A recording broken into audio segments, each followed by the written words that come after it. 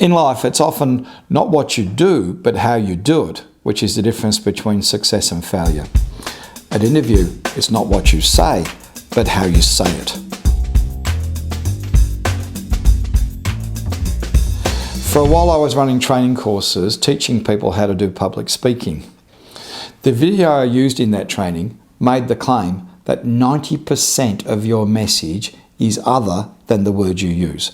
So 90% of your message is in your facial expression, your gestures, the speed at which you talk, the emphasis, and so on. If this is anywhere near true, how come then most of us, when we have to do public speaking or going for job interviews, which in the end is really just an intimate form of public speaking, how can we put all our energy into the words we use and not nearly enough energy into how we're going to say those words? Because as individuals, if we discern a contradiction between the words and the body language, we will believe the body language over and above the words. If you were interviewing me, and in this interview, I was to tell you that I'm very enthusiastic, you would think, oh no, you're not. 3 times I can tell you I'm very enthusiastic, and 3 times you'll say, no, you're not, because you will believe the body language more than you will believe the words.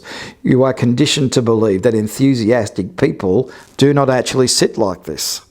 This is not a finite science. Body language is not a finite science. I could be the most enthusiastic person in the world who just happens to like sitting like this, but it won't help me. So the body language has to mirror the words, has to match the words. The best way to sit at interview then is simply forward in the chair, not at the edge of your chair, but forward in the chair, leaning forward, using your hands to make gestures to support the words. And this would be seen as enthusiasm, this would be seen as motivation, as desire. And I can use exactly the same words while I'm sitting like this, and you will get a very different message. A really healthy tip works a little bit better for men than it does for women, but I've had great success with women. A really healthy tip at the start of the interview to get this motivation, this desire out, is for men at this point, after the introductions, take your jacket off. Put the jacket over the back of the chair, and then while you're sitting down, while you have good eye contact, just be seen to roll your sleeves up just a couple of notches. What am I doing here? I'm getting down to work. Why? Because you're about to ask me some questions. My job is to give the answers here. Of the people in this room right now, I'm the one who has to get down to work. This is really a subtle form of flattery. It's giving people permission to interview you. The language we use at interview is first person. What I have done, what I do, what I would do. We talked earlier about the need not to be arrogant.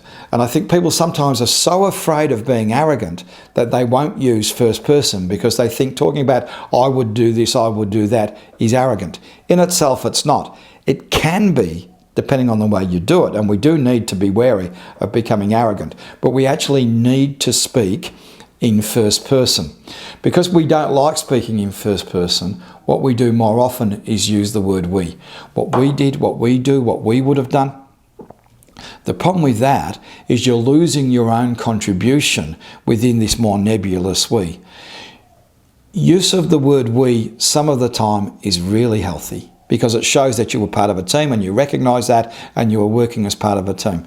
But each time you use the word we, you need to go behind that term and identify your own contribution to the we. So it's fine to say, we did this, as long as you also say, and my part of that was to do this. We would have done this, and my contribution, the expectation of me, is that I would have done this. We did something, we would have done something, but I had a personal contribution to that we. Worse than we is you.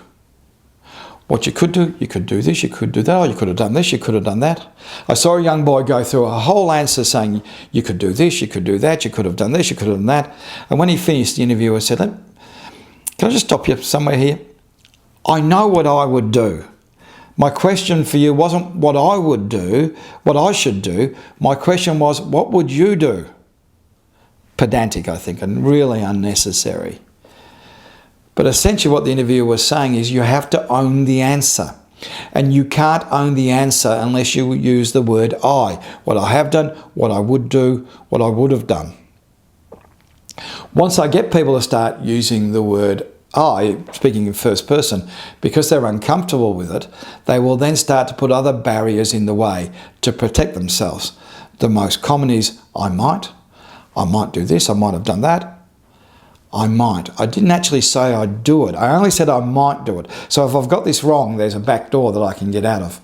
There is no back door here. There's no point in using I might. What I have done, what I would do, what I would have done. Worse than might is I guess. I guess I'd do this, I guess I'd do that, I guess I'd do that. And I saw a young boy give his whole answer once. In terms of, I guess I'd do this, I guess I'd do that, I guess I'd do this. And when he finished, the interviewer said, okay, let me get this straight. I just want to be clear about this. You have no idea what to do, and you would guess what to do. Is that what you just told me? Again, I think it's harsh. I guess it's just a figure of speech. But you don't want to be in an argument about grammar or in the middle of your interview. It's not helping. What I have done, what I would do, what I do. The second thing is you must be seen to be making an effort. People ask me, hey Philip, should I wear what I would wear if I got the job? And the answer is no. You should actually wear one level above that. Only one level, not 2 or 3 levels. It's no good looking like the CEO unless you're going for the CEO's job. Can you overdress? Yes, you can. You can overdress just as much as you can underdress. What we want then is the correct dress, and the correct dress is being seen to be making an effort for this particular job. So one level above what you would wear if you actually got the job. And the third thing is you must be comfortable in what you're wearing. And I'm talking not just physically comfortable, but that's important, but also mentally comfortable.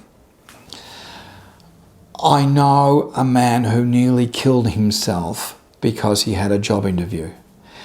He was getting ready for his job interview. He wanted to make an impression. He felt it would be good to wear a collar and tie to an interview. Hadn't had a collar and tie on for some time. He's doing the top button up in his shirt. Put on a bit of weight since I last did this. He virtually had to shoehorn himself into the shirt. The button was done up so tightly that it actually cut off circulation to his head. Driving his car to interview, he actually crashed his car. He passed out. He passed out because his shirt collar was too tight. I mean, that is just crazy. You have to be physically comfortable and mentally comfortable in what you wear. So you ask me, what do I wear at interview? You wear clothes which reflect current fashion standards, that are being seen to make an effort, and at the same time you are comfortable in. Okay. You've got the right clothes, off you go to interview, they're asking you questions. At some point, they will ask you their big questions. I'm the interviewer. I'm sitting up last night thinking, what will I ask them tomorrow? I need some big questions. I need some questions which will really sort them out tomorrow. Oh, I know, this is topical. Here's a big question, I'll ask this. So the next day you're in front of me. I ask you my big question. No sooner are the words out of my mouth than your answer's coming back in my ear. You know what? Right now, you're being rude to me. You need to pause before you answer. You cannot answer straight away. If your answer is coming back to me no sooner than the words are coming out of my mouth, you're being rude to me. You are disrespecting my big question. And I will teach you a lesson now, and I will interrupt you a few times in your answer to make it clear that you didn't quite get the gravitas of this question, that this question was bigger than you actually thought it was. I will do that because you've been rude to me. You've essentially dismissed my big question by going straight into your answer. So when the big questions are being asked, clearly you need to pause before you answer. Now the problem with pauses is we hate pauses. There's a gap, a silence. We fill them with you know. because we don't like pauses. So here's the way to build a pause into your answer. You get asked a big question. What I want you to do is, this is the one time in the interview where we will break eye contact. I want you to lose eye contact, and I want you to use that idiosyncrasy you have, that personal way you have of looking like you're thinking. You ask me a tough question, quite naturally, I will break eye contact, I will look up, and I'll put my hands to my chin. This is me thinking. My brother is almost exactly opposite. He looks down and he holds his nose. Doesn't matter. How you look like you're thinking, I want you to look like you're thinking, I want you to break eye contact, and so they know exactly what you're doing.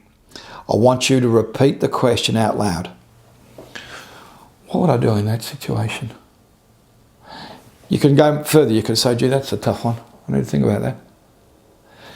This, again, a subtle form of flattery.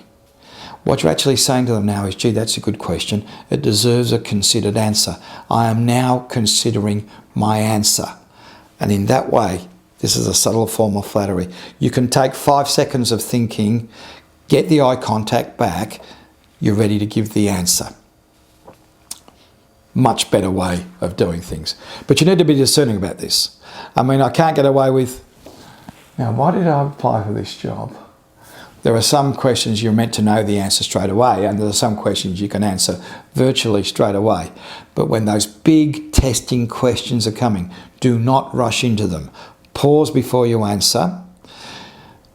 Break eye contact, look like you're thinking, repeat the question out loud, grab 5 seconds, come back with your answer.